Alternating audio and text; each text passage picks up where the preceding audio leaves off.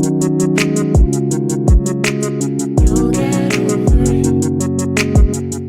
teman-teman, kembali lagi di episode kelima SI Talk. Yo iki podcast CSI.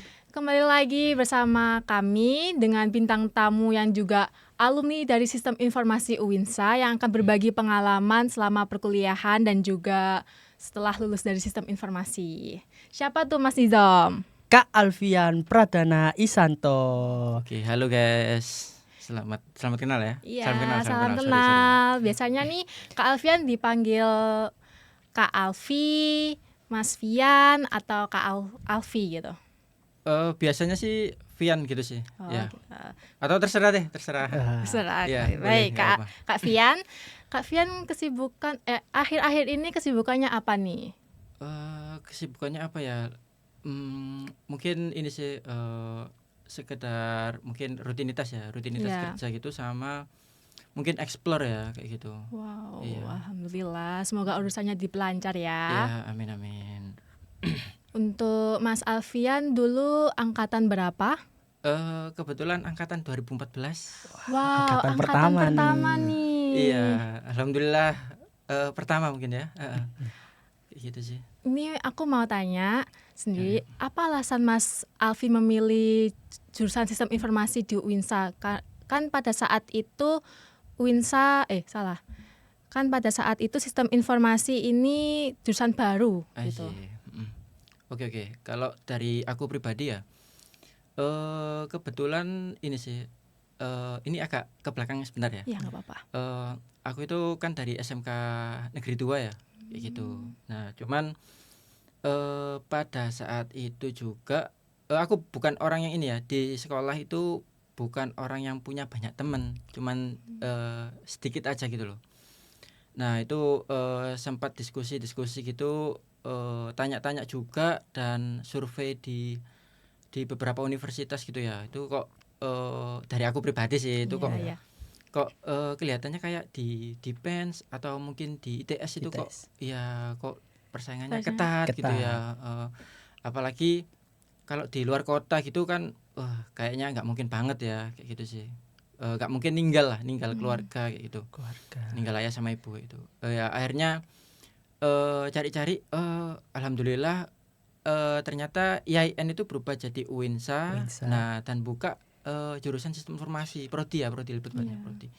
Ya udahlah, coba di situ. Kalau nggak salah awal itu dari kelasku sendiri itu yang daftar di UINSA ya, bukan Sistem Informasi aja ya. Itu ada 3 orang. Ada temanku satu lagi itu sebenarnya masuk Sistem Informasi kayak gitu. Sama di UINSA? Iya, sama di UINSA. Cuman kalau nggak salah ya mungkin kurang bergengsi ya pada awal gitu. Jadi ya memilih untuk kayaknya nggak usah diambil deh, lebih baik kerja aja gitu.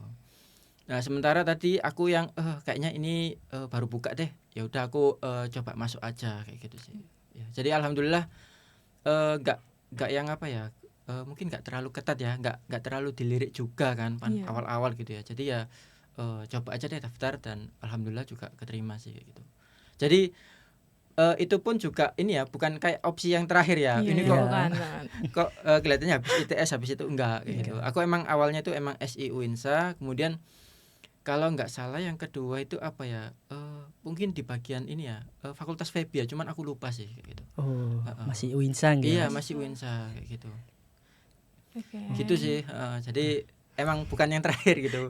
Kan kadang kalau orang-orang itu kan ITS dulu habis itu baru UINSA. Iya, bener itu. Selalu jadiin last choice gitu. Iya, kayak gitu sih. Karena Mas Fian ya, maaf. Mas Fian ini lulusan dari SMK, berarti sudah familiar dengan ngoding-ngoding gitu. Nah, kan di pertama ya, mungkin di semester pertama itu kan kita pengenalannya di coding ya, logika sama coding. Nah, aku lulusannya itu TKJ dan ya benar-benar nggak tahu coding gitu sih, nggak tahu coding. Tapi ada latar belakang yang istilahnya apa ya, mungkin di luar sekolah itu yang bikin aku belajar coding sih gitu. Berarti kayak ikut komunitas gitu? Enggak, aku lebih suka otodidak ya. Gitu. Otodidak, keren. Keren. Kayak gitu. Jadi itu pun ini ya, mungkin salah belajar mungkin ya dulu itu. Mungkin belajar XML dulu. XML, Iya. mobile. Enggak, itu ke aplikasi desktop Aplikasi ya. Iya, desktop. Kan harusnya kan dari HTML ke XML gitu ya, biar Iya. lebih tahu runut gitu ya. Itu enggak, aku malah XML dulu. Wah, keren. Gitu sih. Itu lebih expert ya. Iya, Kalau iya. HTML kan masih fase pemula itu masih bisa lah dicerna. Ah, gitu. XML, Iya. keren. Nah, mungkin kan Mas Alfian ini apa sih tantangan yang dilalui belajar coding sendiri dan juga ini angkatan pertama juga toh. Sih. Nah, apa itu tantangannya? Mungkin tantangannya banyak sih ya, banyak ya. Kebetulan juga kan aku nggak tahu ya penerimaan yang di fakultas saya yang sekarang ya. Cuman kalau dulu itu apa itu? Kayak yang lulusan dari keagamaan tuh. Keagamaan. Iya, sekolah kayak MA, pesantren itu kan boleh masuk ke fakultas sains toh. Ya, benar. Ya, cuman nggak tahu kalau sekarang. Nah, kesulitannya dulu itu emang ini sih, kita benar-benar lebih ke mulai dari nol. Dan bootcamp dulu kan nggak sebanyak sekarang Iya, kan ya, iya. benar. kayak gitu. Nah, jadi kayak hal-hal tutorial, kemudian tanya ke kakak kelas itu hampir nggak ada ya, kayak Iya, gitu. angkatan Ya pertama. rata-rata itu ya kita cari bareng, cari sendiri. Kalau ada pun misal nemu ya case gitu ya, case di kayak tugas kuliah gitu ya. Biasanya itu kita ya mungkin share logiknya ya, bukan share jawabannya kayak gitu. Itu sih. Jadi benar-benar belajar pribadi kayak itu masing-masing gitu. Kadang juga ya discuss gitu ya, discuss sama dosen gitu sih. Ya gitu. Kalau kan dosen kan nggak sesibuk sekarang ya. Iya, benar. Dulu kan awal-awal masih ya banyak luangnya, mungkin ada kesibukan yang lain gitu ya, tapi masih ada waktu. Nah, itu kita sempatkan buat tanya-tanya sih di akhir perkuliahan biasanya gitu. Oh. Iya, jadi ya Pak, Bu, mohon maaf ini waktunya luang apa enggak kayak gitu. Kalau misal luang ya belajar gitu. Minta tolong ini Pak, ada case ini, minta tolong mungkin diajarin atau mungkin kayak gimana ya clue-nya atau mungkin alur belajarnya kayak gimana kayak gitu sih. Berbeda ya. Kalau Mas Fian pada saat itu mengalami kesusahan langsung menghubungi dosen. Iya, iya. Mungkin mahasiswa yang pada Saat saat ini gimana? langsung ya. tanya Tanya jawab. AI. Oh iya Ya, benar benar banget. kan? Iya, benar banget. Sekarang Berkembang. udah AI berkembang banget. Era AI sekarang. Iya ya, aku juga ini sih tadi ya sempat kepikiran tuh. Oh iya sih ada AI. Iya. Benar banget. Jadi lebih effort banget pada saat itu ya, Mas. Iya, benar banget kayak gitu sih. Ya effort banget ya. Nggak gampang kayak sekarang ya. Kalau sekarang ada AI, ada Iya. bootcamp gitu Iya. ya. Tinggal prompting itu sudah keluar jawabannya semua. Gitu. Iya benar banget. Masnya tadi kan udah nyebutin kenapa memilih sistem informasi UINSA. Mas bisa kasih tahu nih ke teman-teman yang menurut mereka masih bingung untuk nentuin bidang yang menurut mereka udah cocok sama mereka itu apa gitu. I see. Oke. Mungkin kalau dari pengalamanku ya, itu pada awalnya itu yang membuatku terpacu sih salah satunya ini ya. Kalau misal aku lulus dari sini, itu kira-kira bisa bikin apa sih? Kayak gitu sih. Bisa bikin apa dan juga pekerjaan dari prodi ini tuh apa saja yang bisa aku masukin kayak gitu sih. Itu ya. Kan banyak tuh sekarang ya. Kalau dulu mungkin ya hanya sebatas mungkin mobile programmer, ya mungkin DevOps gitu, atau mungkin kalau di bidang manajemen kan khusus bagian sistem informasi gitu ya. Itu. Jadi aku mungkin cari-cari dulu pekerjaannya, kemudian mungkin salary-nya berapa kayak gitu. Nah, itu sih yang membuatku terpacu ya itu. Itu yang membuatku terpacu. Mungkin kalau sekarang bahkan variatif banget ya. Ada AI, ada kayak buat nge-training AI pun itu jadi pekerjaan loh ternyata. Iya kan? Baru tahu aku. AI engineer training. Itu ada juga itu lebih sederhana lagi. Jadi dia tuh hanya apa ya istilahnya nge-training AI ya. AI itu diajarin gitu loh. Kayak gitu sih, diajarin gitu. Jadi itu pun ternyata jadi pekerjaan juga. Dan dapat uang gitu. Iya, dapat uang gitu. Itu sih. Jadi cepat banget ya. Dari berapa tahun tuh sampai sekarang udah AI, udah cepet banget. Itu sih, jadi 11 tahun ya. Jadi kalau yang bikin aku terpacu yaitu apa? Cari-cari tahu dulu pekerjaannya apa. kemudian untuk melaluinya itu kayak gimana ya, itu baru sih itu yang bikin mungkin giat belajar ya, Iya. gitu sih. Nah, aku penasaran sih. Kan pastinya di perkuliahan ini kan ada penjurusan nih Mas. Oke. Nah, di angkatan pertama itu ada penjurusannya itu ada apa aja sih Mas? Oke.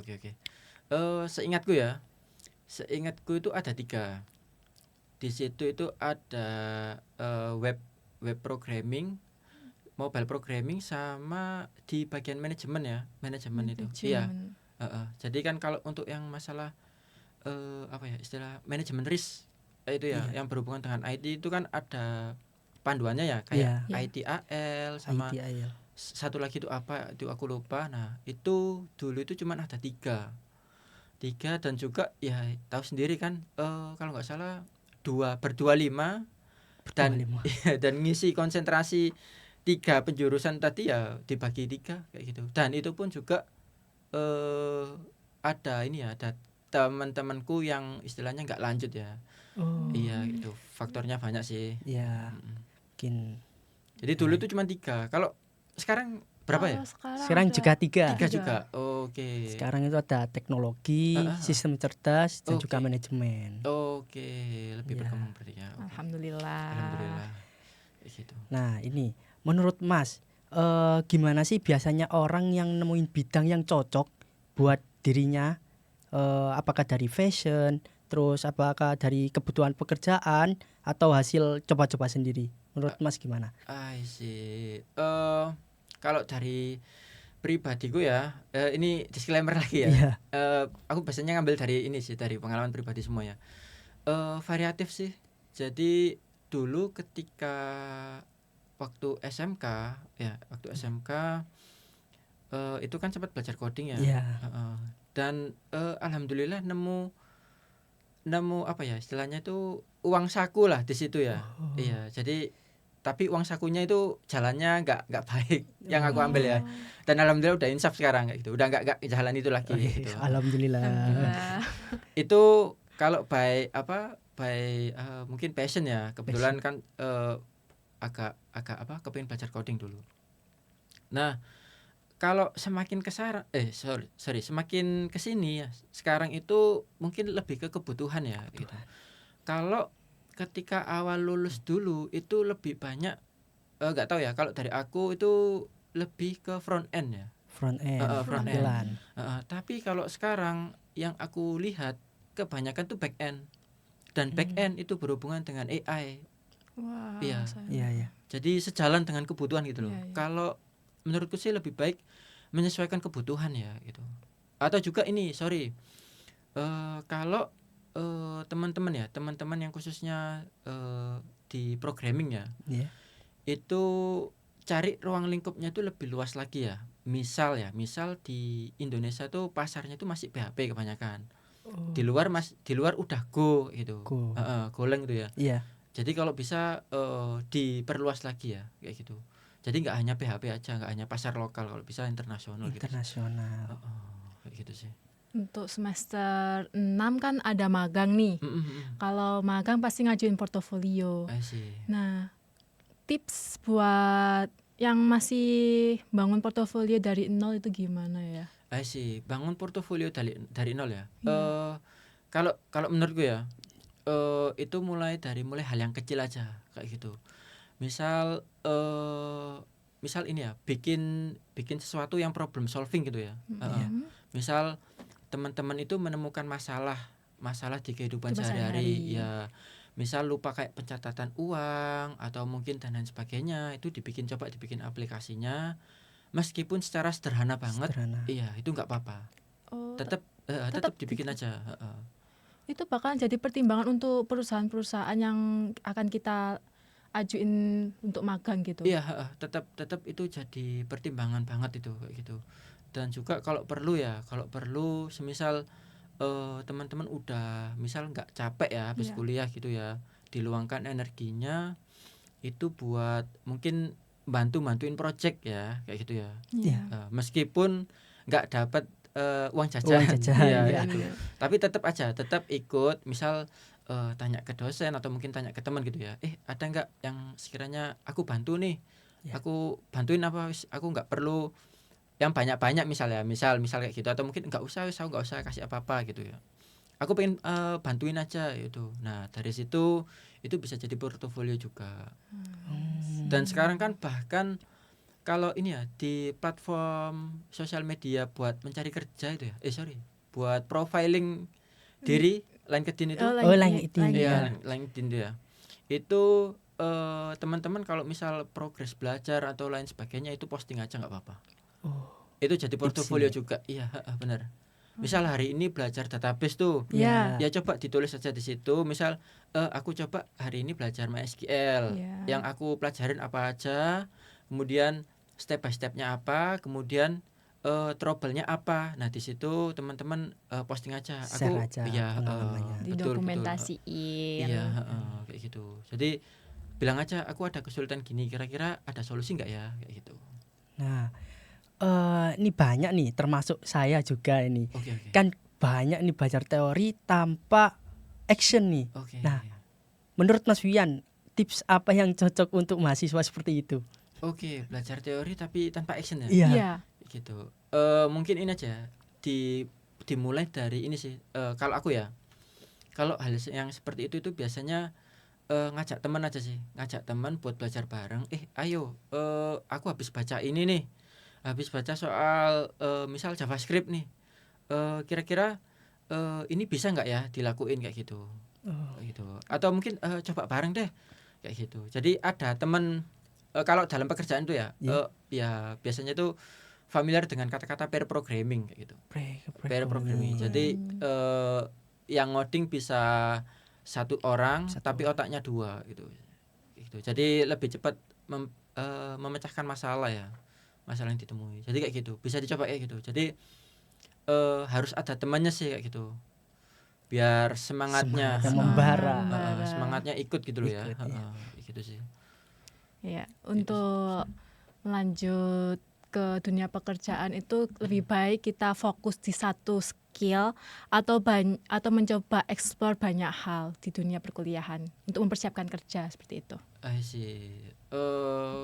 Mungkin ini ya, awal itu mungkin fokus dulu ya. Fokus di satu skill itu.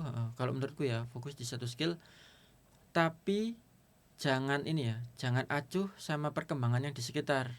Kayak gitu. Misal kita ini ya, base banget ya, biasanya kan PHP gitu ya, mulai dari PHP gitu. Enggak apa-apa, kita fokus dulu di situ gitu, sambil mengembangkan.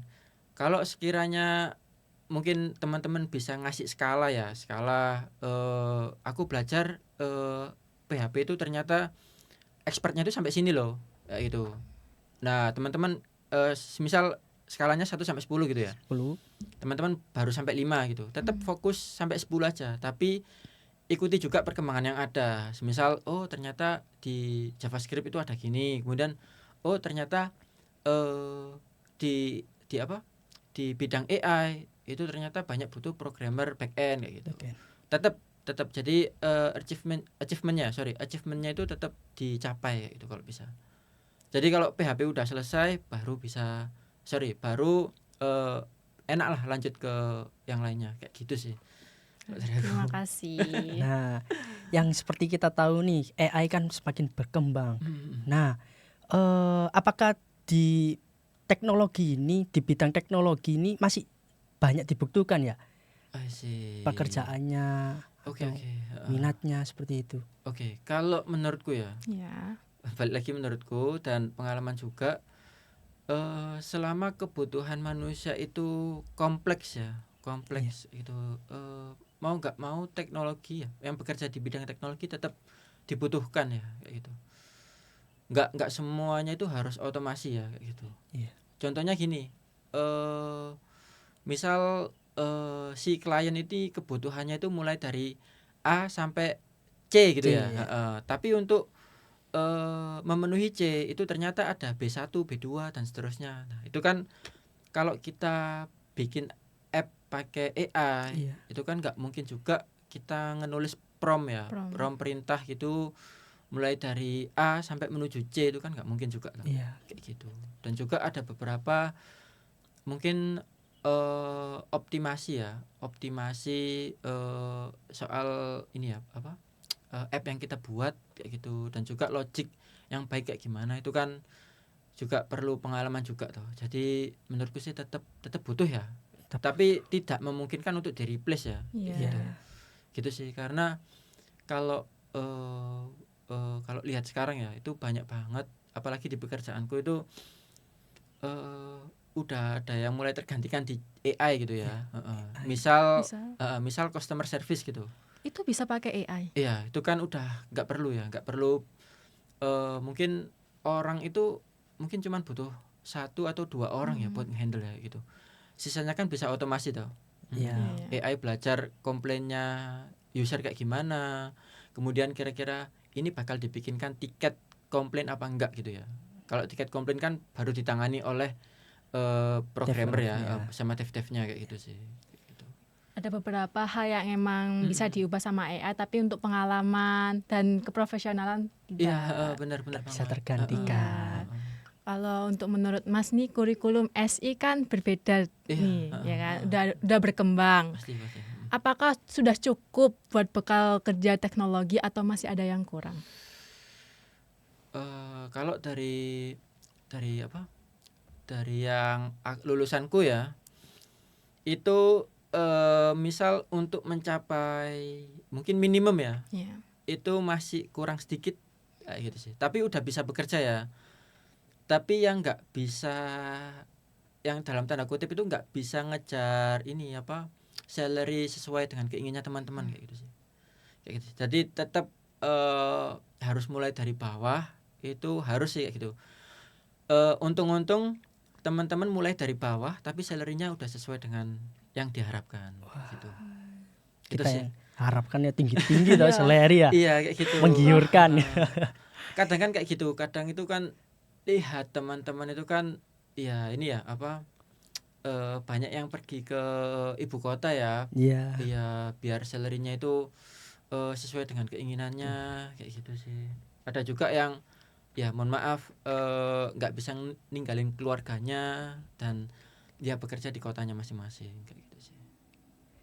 Nah, ini banyak nih mahasiswa yang merasa nggak jago di masalah perkodingan. Nah, bingung minatnya di mana. Nah, takut salah jalan juga. Pesan Mas Alfian untuk mahasiswa yang mengalami problematik seperti itu. Kalau pesanku ya, kita mulainya itu berbeda ya. Maksudnya kita mulai dari start itu nggak sama itu. Dan masalah pintar atau enggak itu kan hanya masing-masing ya, mengetahui lebih dulu atau enggak gitu kan. Gitu.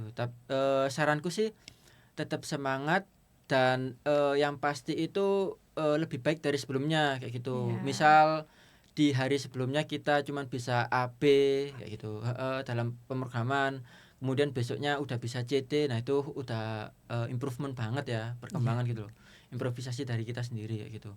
Kalau misal sebelumnya kita hanya bisa PHP gitu, kemudian kedepannya kita bisa JS ya, atau mungkin kalau yang manajemen ya. Kalau ini jarang bahas manajemen ya. Nah kalau untuk yang manajemen misal awalnya hanya ngira-ngira ya, kira-kira yang butuh itu apa aja, kemudian belajar buat bikin dokumentasi, kemudian coba diajukan. Nah itu kan perkembangan kan ya. Nah kalau menurutku sih tetap semangat aja sih, dan yang pasti harus ada progres itu sih.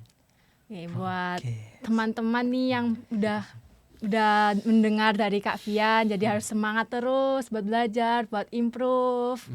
Ya sudah selesai di penghujung pertanyaan, tapi masih ada satu nih pertanyaan dari IG, dari anak-anak IG. Apa tuh Mas Nizam? Kak, kalau misal di sistem informasi ini belum punya skill coding sama sekali, cara upgrade diri bagaimana ya? Cara upgrade diri kalau nggak punya skill coding ya.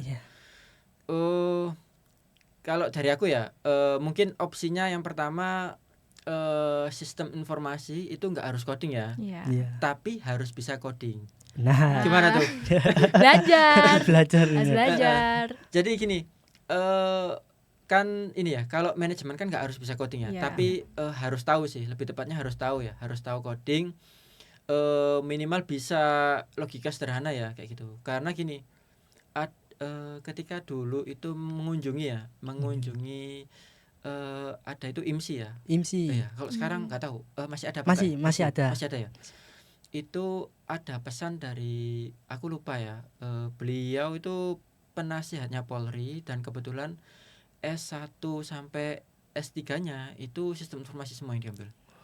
Wow, Beliau itu keren. berpesan gini, seenggak-enggaknya seorang anak IT ya, utamanya sistem informasi ya, itu harus paham soal coding ya. Coding. Gitu. Kalau nggak bisa coding itu bukan anak sistem informasi kayak gitu sih.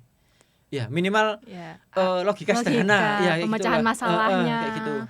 Jati diri nih Iya. hasilnya. Gitu. Karena gini, karena kalau ini ya, kita ke bidang manajemen ya, ke Iya. bidang manajemen, kemudian kita ingin memanage atau memperkirakan atau menghitung, itu kan harus paham toh, paham Iya. resource ya. Yang kemudian kalau misal in case ya, dalam prakteknya kita memerlukan perkiraan programmer atau mungkin ini bikin aplikasi, nah kita kan harus tahu kan ya, Iya. harus tahu ini perkiraan kira-kira ngoding kayak gini ini susah apa enggak sih, kemudian waktu yang diambil berapa. Nah, jadi kayak gitu ya. Kemudian tadi kan manajemen ya. Iya. Kemudian kalau misal emang benar-benar nol nggak bisa coding, itu coba ikut komunitas saja ya. Kayak gitu. Ikut komunitas. Coba. Jadi dari dalam dirinya sendiri itu juga harus ini ya, harus semangat juga ya. Ya, pokoknya aku tetap ngasih apa semangat itu tadi. Jadi harus ikut komunitas, harus mau kayak gitu. Atau mungkin temannya yang bisa ngoding ya coba diikutin aja ya, diikutin. Dalam artian didekatin ya. Dalam artian jangan ganggu. Iya. Oh iya. Tetap didekatin, misal lagi ngerjain apa tuh. Nah, kita coba simak aja gitu. Bukan berarti kita nyimak ya, kita santai kemudian teman yang jago coding tadi itu kita simak kayak gitu. Bukan berarti kita nggak dapat apa-apa gitu sih. Alah percuma aku lu nggak praktek kayak gitu. Nggak gitu kayak gitu. Jadi dengan kita menyimak itu kadang itu kita menemukan kayak misal ini buat apa sih kayak gitu. Oh ternyata banyak kayak gini. iya benar banget. Terus bisa kayak nyoba gitu. sendiri. Benar banget. Jadi kalau misal emang benar-benar dari nol, coba dekatin orang yang bisa ngoding Iya. atau ikut komunitas itu sih. Kayak gitu sih. Tuh pesan dari Mas Fian. Bisa dicoba teman-teman. Kayak gitu. Kan nggak semua bisa ini ya, nggak semua itu otodidak itu nempel gitu ya. Iya. Kayak gitu Iya. sih. Kalau aku sendiri kadang juga coba belajar sendiri ya, otodidak itu kadang itu ini susah banget sih kayak gitu, susah banget buat ngerti kayak gitu. Nah mau nggak mau dan nggak boleh gengsi ya kayak Iya, gitu. iya. Kalau belajar itu nggak usah gengsi kayak gitu. Jadi tanya ke timnya atau orang yang bisa jago, orang yang jago kayak gitu. Kalau di pekerjaan pun juga kayak gitu, nggak perlu takut ya kalau nggak bisa, tanya aja kayak gitu. Tanya. Kayak gitu. Jangan malu bertanya nanti Jangan sesat malu berjalan- bertanya di sesat di jalan. Benar jalan. banget. Pesan Kayak gitu dari sih. Mas Fian. Semoga membantu untuk semua teman-teman yang melihat dan mendengarkan podcast ini. Betul. Mungkin sekian dari podcast guys. sesi episode 5 ini. Terima kasih banyak Mas Fian sudah mau menjadi bintang tamu kami. Oke, semangat buat semuanya. Semangat, Dan jangan lupa untuk nonton episode-episode selanjutnya. See you. See you.